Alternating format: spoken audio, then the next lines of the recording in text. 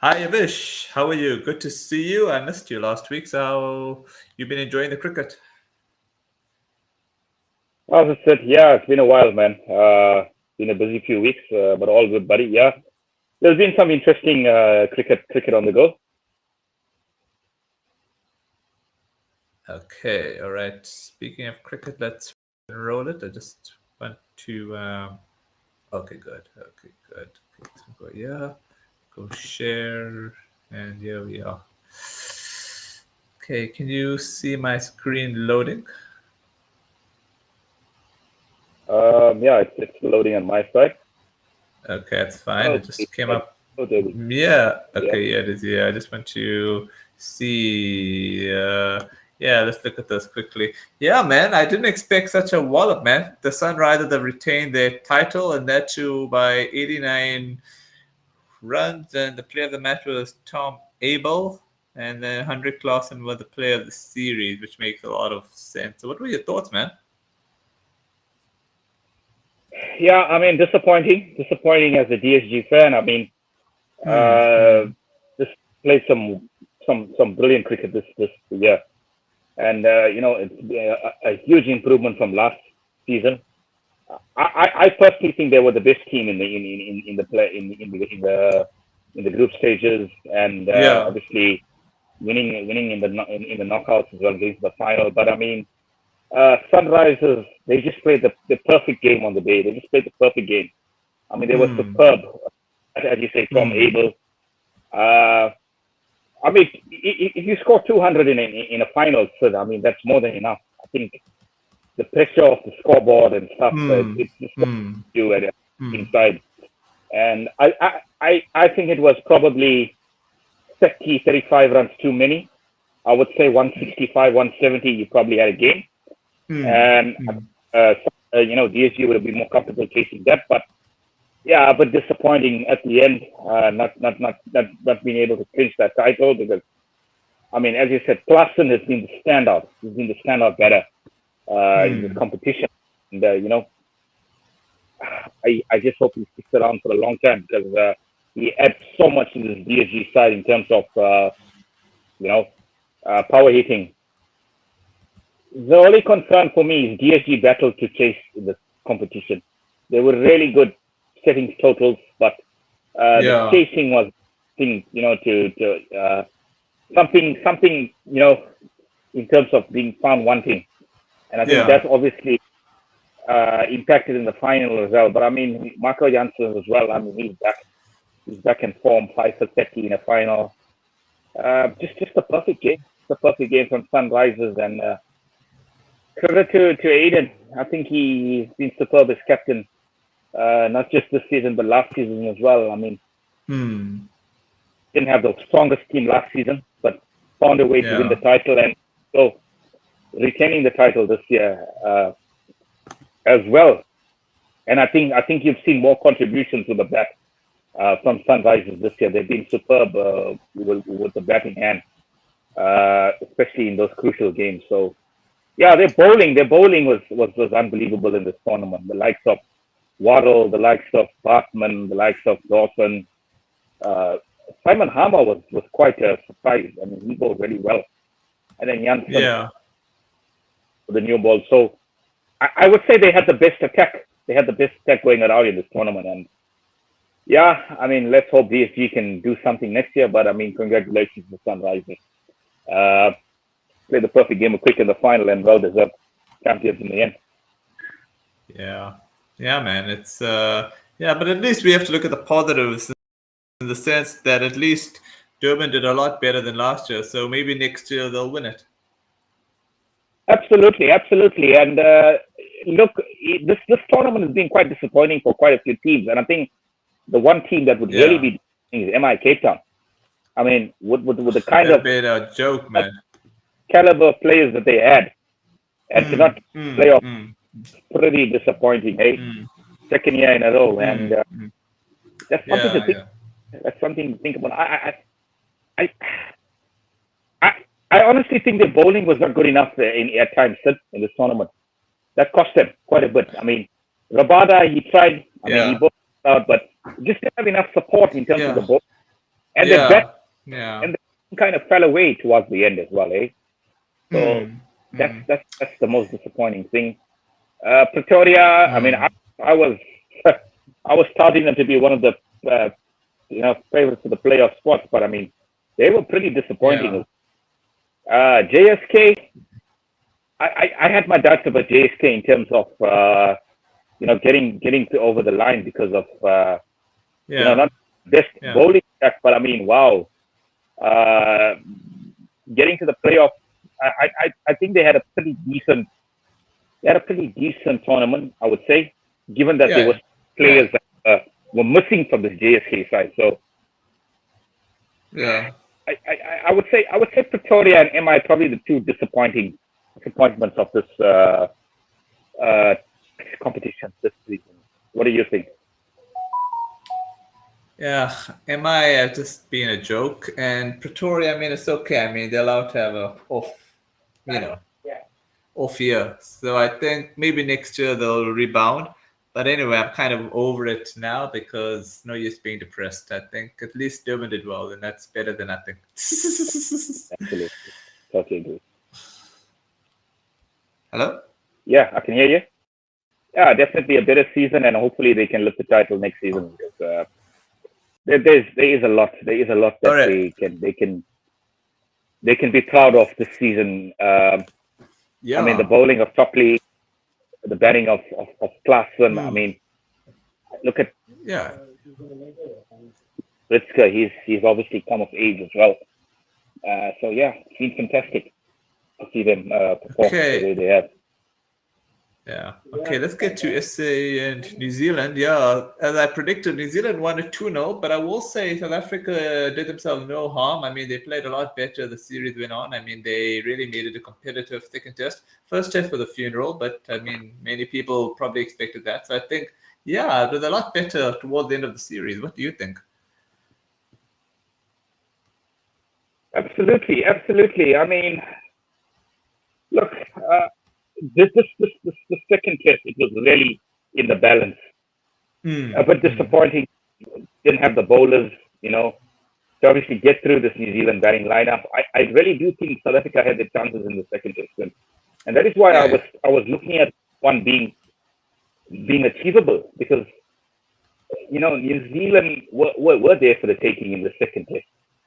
But having said that, I mean, it obviously came down to the bowling, and the Black Caps had obviously more experienced bowlers in their ranks compared to SA. I mean, there's none of those bowlers have had 10 test caps amongst them. So very inexperienced bowling attack. But I mean, there's a few positives here. There's a few positives I can see, and it's not all doom and gloom. I mean, yeah, it's not their fault at the end of the day. I mean, they were selected. yeah. Uh, oh, Mm, circumstances with the SA20, and yeah. and they gave up their best. And look, Bellingham, I've been a fan of him for so long, and I think he just showed his class in this series. I mean, that 87 in the first test, and then obviously the Mm, century in the third innings as well. I mean, brilliant mm, player. So he, yeah. I mean, I could watch him bat all day. He's really good on the eye. He's a Mm, positive. I really he's got a good future in this test team. mm. Neil Brown as an opener, I would fancy him getting a chance.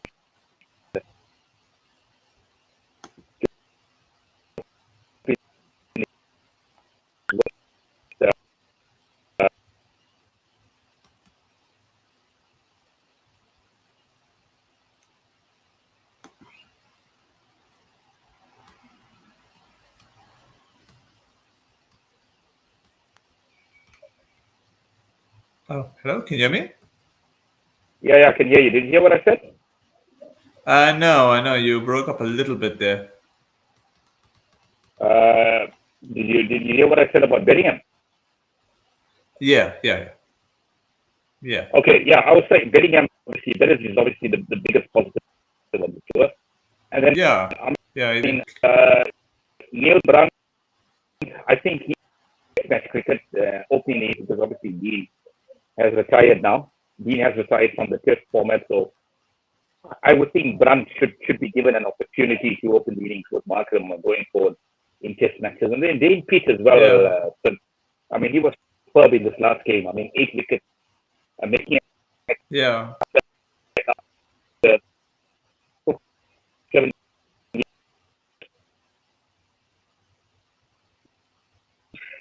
7 years, and but he's given SA another dimension to the attack as well, which is really important.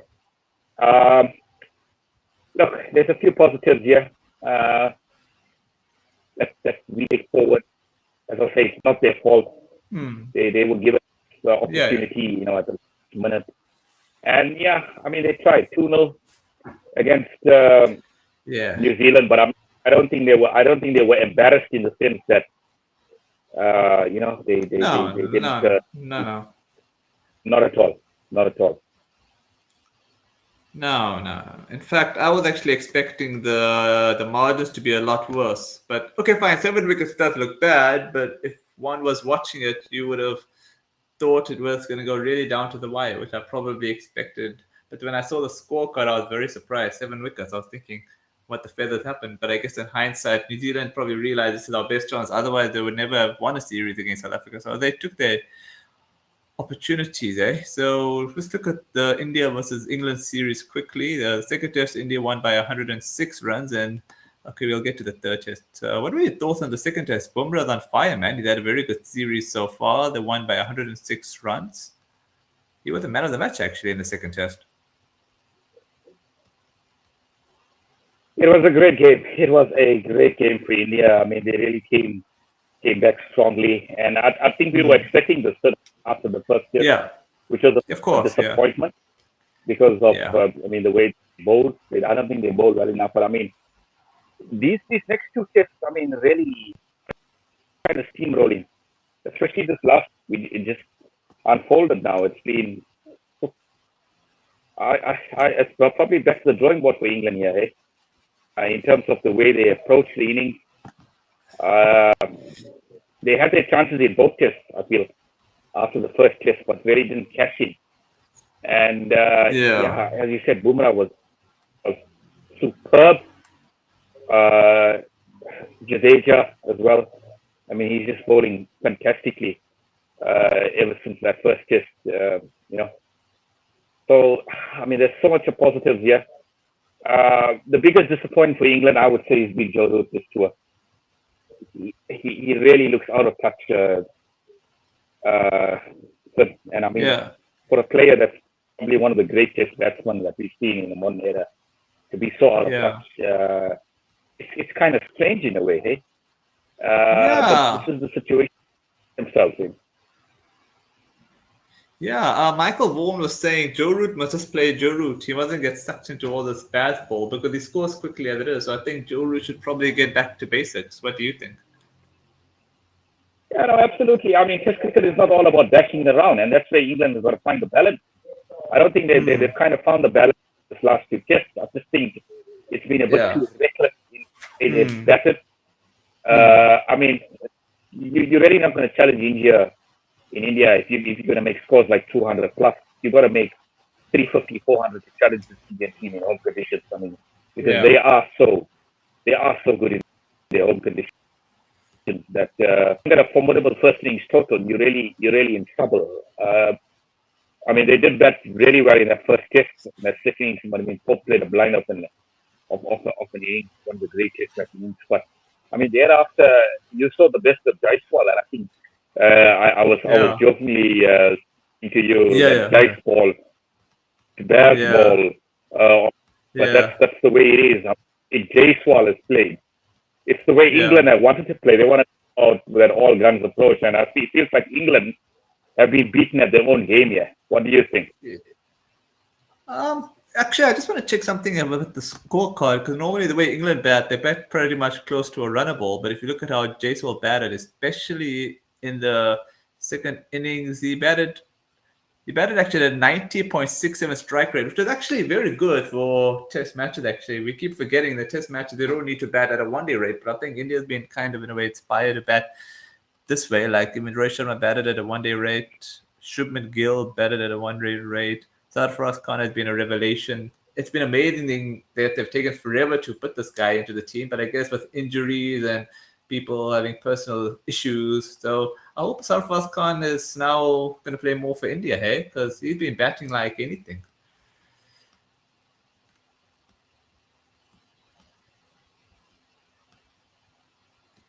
Oh, Avish, I mean, yeah, of course, well said, man. I mean, the thing is, India have deliberately gone on to play these kind of this way, and the way they batted this way is because they probably want to bat England out of the game, and I think that's been the approach, because in this test match, completely batting England out of the game, and I mean, trying to chase 500 plus in the third innings. I mean, you really got a long way back trying to actually survive. And I mean, you really can't survive in India, so you've got to take the attack to India if you want to win test matches. And England's approach has been a bit puzzled for me in the sense that they want to go hard, but they're not really keeping wickets in hand as well, which is so important in India. I think they kind of in two minds, in the sense that they want to take this attack to this Indian side, which is so difficult on its own, and they're also trying to keep wickets in hand, which is not always easy if you're playing this kind of high risk cricket. I mean, it might work at home, it might work in home conditions, but it definitely is not going to be working all the time in India and in foreign conditions. That's for sure. Yeah, I guess my issue with England's batting is that they need to have like a more balanced approach with bat ball. Like, for example, if you're gonna get the field back, right, then you can just set your 4 to 5 singles per over. You don't need to be hitting 4s and 6s every single over, if you get what I'm saying, especially against the spinners. Because once you have the field back, even against spinners, you can just hit those singles and enjoy. Like, I remember in the Ashes, right, Joe Root had the Australian attack on their knees, and yet he was still trying to hit boundaries when they had the field back. So I think England need to just keep that balance, if you get what I'm saying. I just want to say something, sir. I mean, there's nothing wrong with playing positive, but I don't think every single player in that test squad can play positive cricket. And this is the least you've got to take out of probably the Australian sides of the 90s and early 2000s, where you had a guy like Gilly coming at number 7 in the attack. Yeah. But you also anchors. So England's got to have that kind of approach where you've got to have a few anchors in your side, because I mean, as I said, you had Gilchrist as an explosive number 7 coming in and taking the game away from the opposition, and then you had a guy like Ponting, Damian Martin that really stuck out there and played those extra innings. That's important in Test cricket. That's to actually build innings. So you gotta have those kind of players. And then obviously Mike Hussey, the great Mike Hussey that came afterwards, and what a player he became for Australia as well. So that's the kind of approach that you've got to have in Test cricket. You've got to have your anchors, and you can have those players that take the game to the opposition. You've seen it now in the modern era where Rishabh Pant takes the game to the opposition. Those are the kind of players you need, and I think there's nothing wrong with playing that kind of cricket. But if you're going to play that kind of cricket with number 1 to 11, then you're asking yourself for trouble, because Joe Root is not that kind of player. Joe Root is a test batsman. He's got good technique, and he plays test cricket. It should be played, and I think he's going away from his natural game. His natural game is to anchor the innings and play the ball on merit. He's going away from that. So that's something that this England side needs to go back and adjust. I mean, you've got to identify the players that can play this kind of approach, and then you've got to have your anchors be holding an end. Because if you're going to get runs scored from both ends and playing high risk shots, then you really are going to find yourself in trouble in certain games where you're going to be 50 for 5 or 70 for 6. It's going to happen for this guy. Yeah, and you need to avoid that. Yeah, I was gonna. But in this second innings, man, they played ball, man. It wasn't bad ball at all. It was like they sort of 2 runs and over. I was thinking, are they just trying to warm up before the explosion? But it turned out more to be like a funeral. The more I looked at it, and I was thinking, I would have rather preferred seeing them being at that score playing baseball than playing ball, man. Hey, playing defensively, getting fine. India ball, great, but at least if you're gonna get out playing attacking like could digest that, then seeing them playing ball, then just it was really depressing, man. Watching the second innings. It, not the best of viewing is England fans. There were quite a few England fans in the stadium as well, and obviously for a neutral as well. But I mean, I think their approach was probably down to them being so fatigued and demoralized in the field because I'm ceding almost 750 runs lead and then coming back and trying to chase that down. It kind of demoralizes England's side, and I think it's kind of back to the board here. But no, but I thought was Duckett being so bullish, we'll chase whatever India give us, even if it's 600. So I thought, I was looking forward to England batting to see what they'll do, but the way they batted in the second inning was really dead boring, man. But with Jay's ball, with Jay's wall, I mean, the way he batted, it wasn't like he was batting Jay's ball at the beginning. If you noticed yesterday, he was quite conservative in the sense that he was getting himself in, and then once he got himself in, he exploded. So he's balanced. He's not just attack.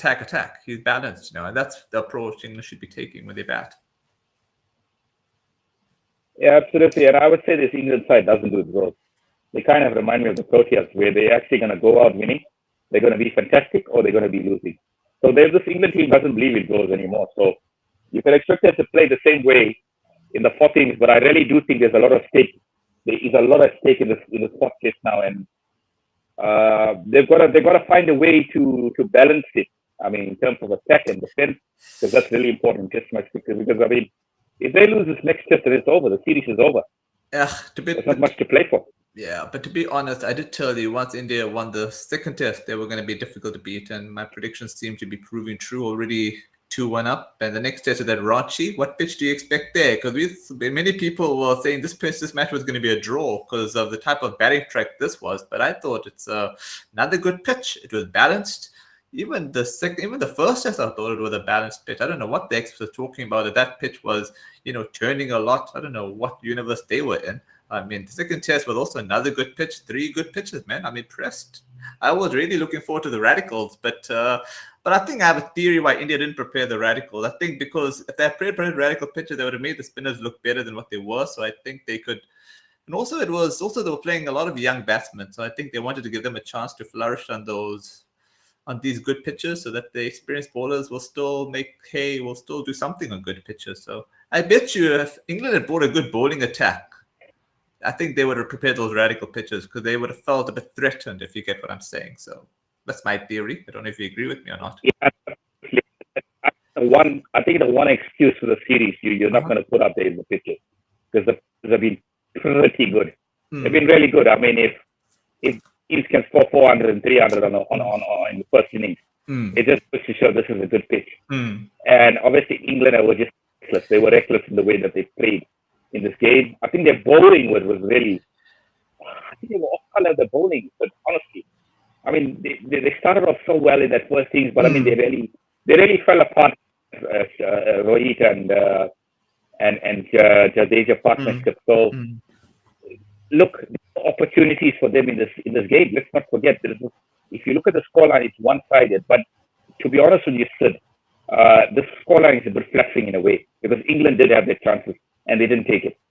Yeah, I think on the third day, that Joe Root made a weird dismissal trying to reverse sweep Bumrah. That's like a smoking pot, man. That's a weird dismissal. So yeah, England did a lot of weird things, man. I think England are only responsible for their own undoing. But if I have to be brutally honest, had India not done weird things in that first test, especially dropping Pope, I don't think we would have made that big score. And I think people wouldn't be praising baseball so much. India should realistically be 3-0 up in the series, and they would have probably won it by now. But it's okay. Let England have their moment in the sun with the first test. I think my prediction is 4-1 or 3-1 with one of the tests being drawn. I don't think England's going to win another test. If India keep playing this well, I think it's curtains. That's my prediction.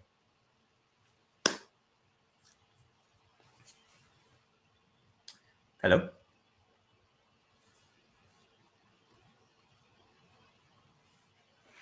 Hello?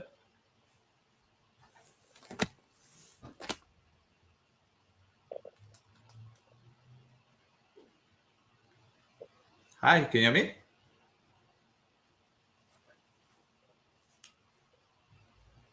Oh, oh, hi, Avish. Did you hear what I said?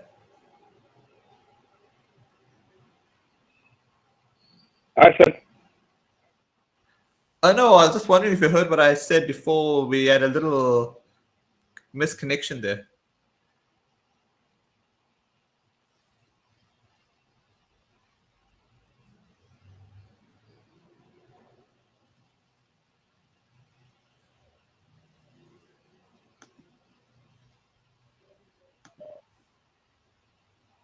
Oh, Avish, did you hear what I I said? said, And the, yeah, I did hear a bit of what you said.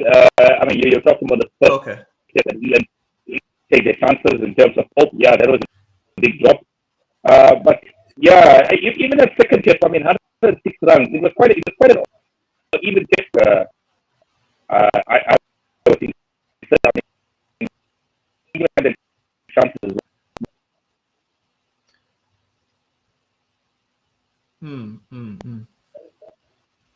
Oh,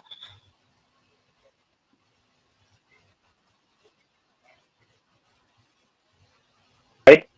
okay. Uh-huh. Yeah, I'm saying that obviously India didn't take the chance in the first test, and then it was really second test, and then this third test as well. Again, they didn't take much of their chances. As I said, it's been entertaining for me to see these kind of tests, really refreshing. But yeah, back to the drawing board for England spot test, because I mean they really are going to be slated after this performance. Eh? Yeah.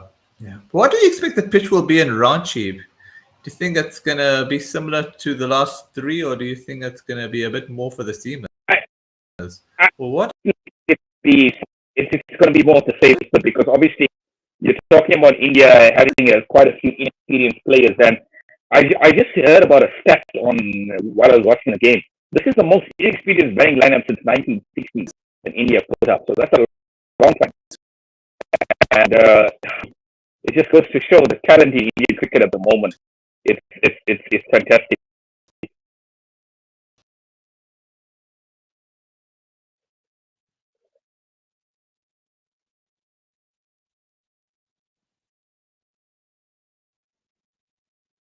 Hello.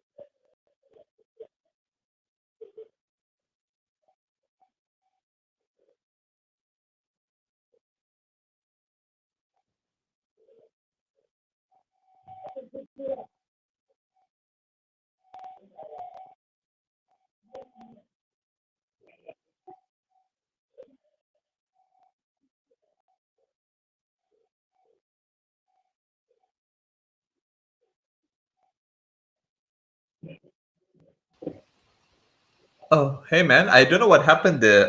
What were you saying?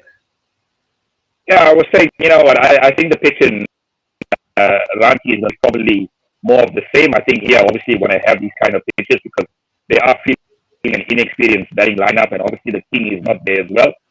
He's not playing the series, so. But it just goes to show that the talent in Indian cricket. If you got a guy like Sarfaraz coming in at number 4, so that he's playing. I mean, those shots were kind of like white ball shots that he played today, man. It was unbelievable to watch. I mean, Jaiswal as well. I mean, this is a kid that made a name for himself in the IPL, and the way he's playing here is unbelievable. Hitting Jimmy Anderson, I mean, the great Jimmy Anderson for 3 sixes in a row was unbelievable. And that's the time that Anderson has been hit for 3 sixes in his 21 years of Test cricket. Yeah. Yeah, man. What were your thoughts on Australia's 3-0 win over West Indies in the ODI, then 2-1 series in the T20? That's pretty much predictable stuff, isn't it? Yeah, absolutely. I feel the Windies batting lineup obviously let them down in the one day. so inexperienced in the sense that there were quite a few new faces, which helped them out in the Test series, which is kind of strange. But I think Australia obviously complicated things for themselves in the Test series by letting Steve Smith open the innings and stuff, which I felt was kind of strange in certain facets of the matches. But I mean, he did play well in that 40 innings. But I would say probably expected in a way. But it just goes to show the depth in Australian cricket as well. I mean, there's so many players that were out of the series, senior players, and they made it look so easy. Yeah, man, that's true. I'm trying to remember now. Oh yeah, before we finish off the show, I remember Australia actually won the Under-19 World Cup against India. I was so depressed, but I guess the talent is good for Australia in all age groups, and then India, I guess, are bound to lose one. I think India have been very good in the Under-19 World Cups. Same can't be said about the main team, but it is what it is. So yeah, what were your thoughts on that? Yeah, but disappointing in the sense that I thought SA also had a good World Cup, and obviously falling at the semi-final stage, like it happened with the senior squad. Yeah. India, I mean, they were hot favorites. They were hot favorites in that final, and again, just it was in with the seniors just falling at the final. Australia, I mean, you really can't write Australia off in one-off game. But in find a way, they can find a way. And they were really tested against Pakistan in the semi-final, getting over the line by one win. It showed what paid off in the final. I mean, it was quite a dominant display. And yeah, it hasn't been a good year for India in terms of final. World Test Championship final, 50 over World Cup final, Under-19 World Cup final. They've been making finals so consistently, but ended up losing it. And it's been the complete opposite for Australia. I think it's been probably the best year of cricket. I mean, Test Championship, retaining the Ashes, 50 over World Cup champions, Under-19 World champions. Yeah, man. I mean, yeah, man. What more can you ask for?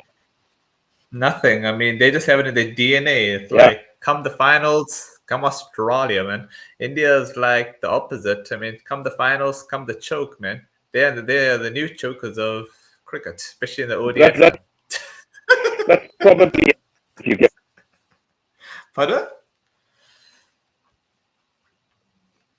Hello?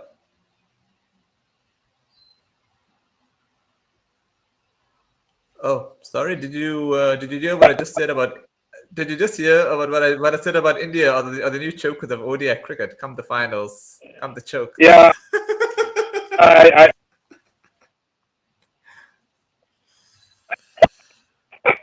Come the final, come the choke.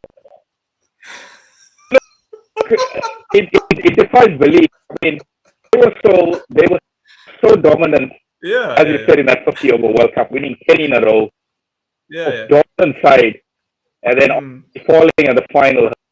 Look, I think the one kind of bright light I can say to Indian cricket at the moment is you've got a T20 World Cup coming in June, and they probably want to target one.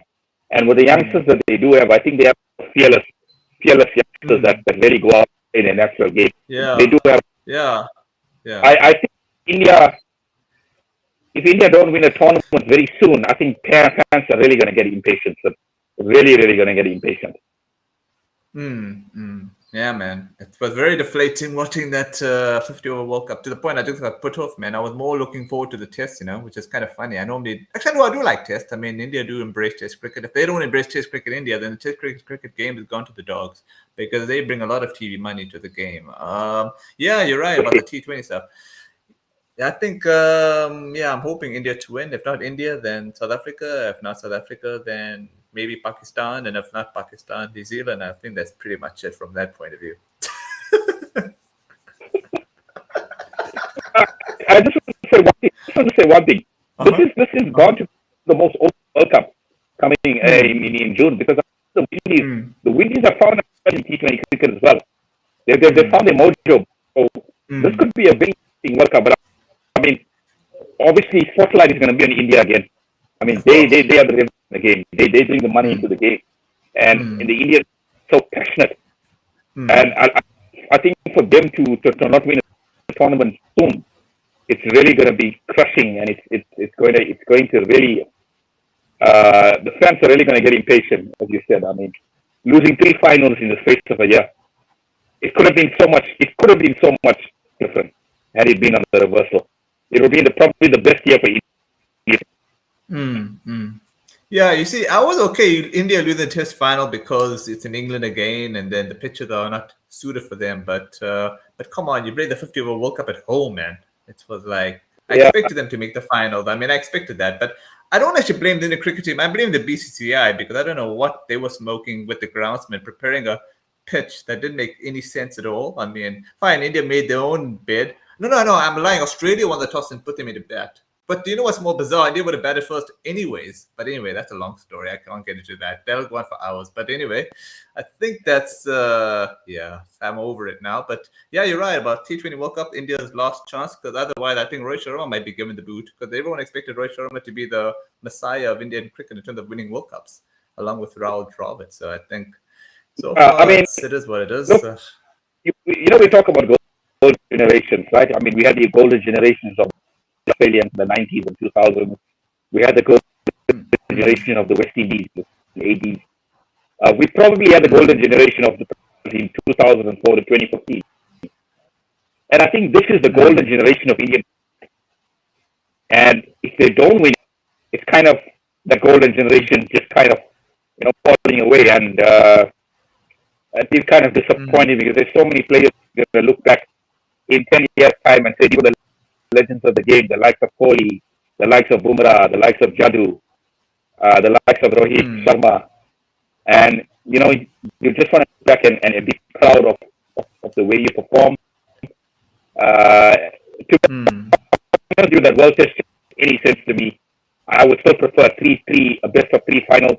I mean, a once-off game really doesn't really make any sense to me, because India are notoriously slow starters in series. They are notoriously slow starters. They start series very slow, and then they build more. So it doesn't make any sense to me. But I mean, this June World Cup in the Caribbean is probably, and the Caribbean and the USA is probably the last chance for this golden generation to really mark their stamp. I mean, I actually can't wait for it. Wait for me. We talk about ICC tournaments, but me too. Bring it on. Bring it. The more the merrier. The more the merrier. I just love ICC tournaments. I really do. Yeah. But okay, I think before we wrap off, any final words? Yeah, I think we pretty much covered everything so far. So, I mean, I think all the stuff is probably going to be on the podcast now. What can England bring to the game?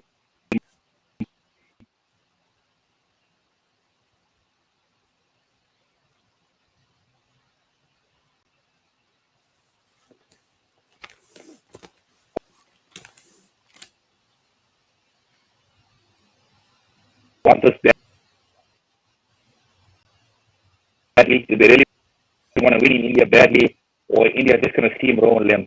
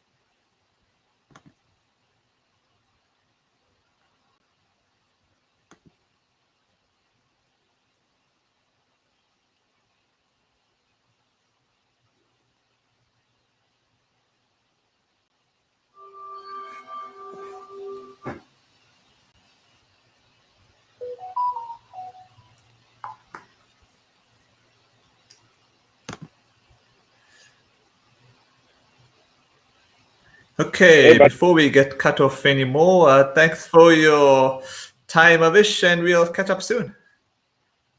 yeah, thanks for your time as well, buddy. It was great chatting to you, and chat to you soon, mate.